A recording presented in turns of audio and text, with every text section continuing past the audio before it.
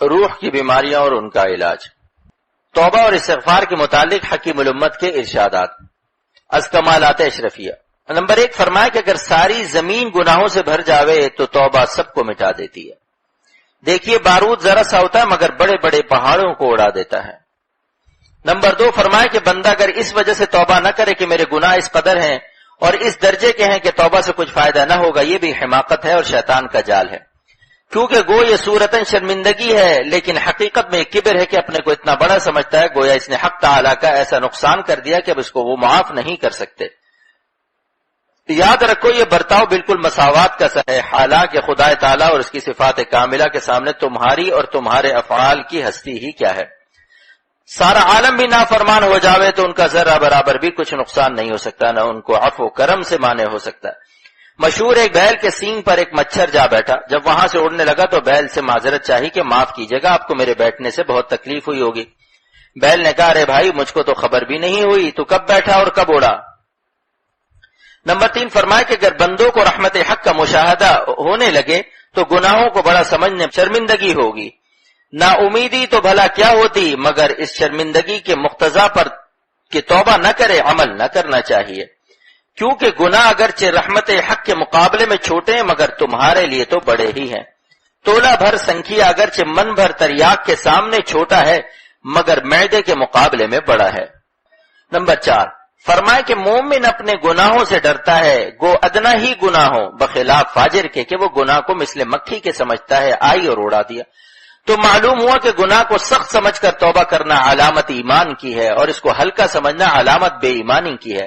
اور اوپر جو آیا ہے کہ گناہ کو بڑا نہ سمجھے، اس کا مطلب یہ ہے کہ اتنا بڑا نہ سمجھے کہ توبہ کی ضرورت نہ سمجھے۔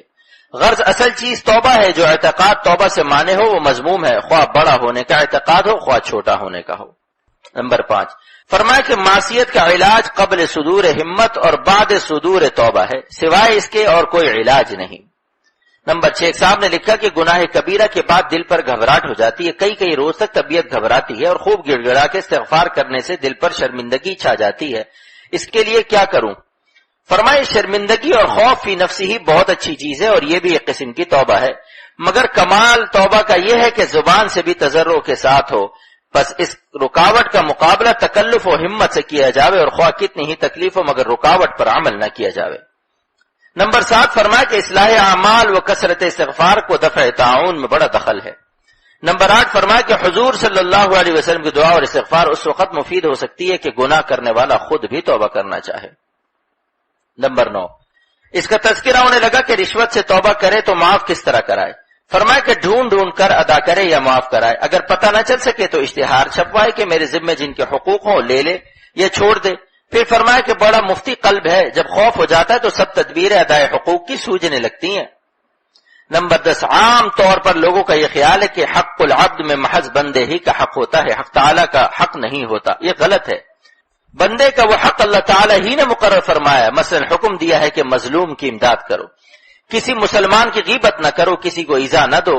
تو جب ان احکام کے خلاف کسی کو ایذا دی جائے گی تو جیسے بندے کا حق فوت کیا ایسے ہی خدا تعالیٰ کا بھی حق فوت کیا کہ ان کے حکم کی مخالفت کی۔ اس لیے حقوق العباد تلف کرنے میں محض بندوں کی معافی کافی نہیں بلکہ حق تعالیٰ سے بھی توبہ و استغفار کرنا چاہیے۔ گو عام حقوق العباد میں بندے کی معافی کے بعد حق تعالیٰ اکثر اپنا حق بھی معاف کر دیتے ہیں، مگر بعض اوقات محبوبان خاص کی حق تلفی میں ان کی معافی کے بعد بھی حق تعالیٰ اپنا حق معاف نہیں فرماتے بلکہ مواخذہ ضرور رہتا ہے۔ نمبر 11 فرمایا اکثر رئیسوں کو حق تعالیٰ حوصلہ عطا فرما دیتے ہیں، خدا جب حسن دیتا ہے نزاکت آ ہی جاتی ہے۔ جناب خواجہ صاحب نے عرض کیا کہ اسی طرح بزرگان کاملین دولت باطنی دینے میں سخی ہوتے ہوں گے مگر ان کو اس میں کیا اختیار ہے، وہ تو حق تعالیٰ کے قبضے میں ہے۔ فرمایا کہ ان کے اختیار کی ضرورت نہیں، ان کے قلوب میں یہ برکت ہوتی ہے کہ جو ان کو راضی رکھتا ہے اور جس کی طرف ان کے قلوب متوجہ رہتے ہیں اللہ تعالیٰ اس پر فضل فرما ہی دیتا ہے۔ تجربہ یہی ہے۔ چنانچہ ایک مرتبہ امام احمد ابن حنبل رحمۃ اللہ علیہ اور ایک اور شخص نہر میں وضو کر رہے تھے۔ امام صاحب نیچے کی طرف تھے اور وہ شخص اوپر کی طرف تھا۔ اس شخص نے خیال کیا کہ امام صاحب مقبول بندے ہیں، میرا مستعمل پانی ان کے پاس جاتا ہے، یہ بے ادبی ہے، اس لیے وہ اٹھ کر دوسری طرف ان کے نیچے جا بیٹھا۔ بعد انتقال کے اس کو کسی نے خواب میں دیکھا، پوچھا مغفرت ہوئی یا نہیں، کہا کہ میرے پاس کوئی عمل نہ تھا۔ اس پر مغفرت ہوئی کہ تو نے ہمارے مقبول بندے احمد ابن حنبل کا ادب کیا تھا، ہمیں یہ پسند آیا۔ اسی واسطے حدیث میں آیا ہے کہ عائشہ کسی نیک عمل کو حقیر نہ سمجھنا، ہر نیک عمل میں خاصیت مغفرت کی ہے، اسی طرح ہر گناہ میں خاصیت عذاب کی ہے، چاہے چھوٹا ہو چاہے بڑا۔ نمبر 12، فرمایا کہ عوارف جو کہ شیخ شہاب الدین سہروردی کی کتاب ہے، اس میں ایک بزرگ کی حکایت لکھی ہے کہ ایک دن وہ ذکر کرنا چاہتے تھے مگر زبان نہیں اٹھتی تھی، ارادہ بھی تھا شعور بھی تھا مگر زبان نہیں چلتی، بڑے پریشان ہوئے، گریہ وزاری کے ساتھ التجا کی کہ یا اللہ اگر قصور ہوا ہو تو مطلع فرمائیے تاکہ توبہ اور استغفار سے تدارک کروں۔ الہام ہوا کہ فلاں وقت گستاخی سے ایک برا کلمہ کہا تھا، آج اس کا خمیازہ بھگت رہے ہو، بہت روئے پیٹے، گریہ وزاری کی، تب زبان چلی۔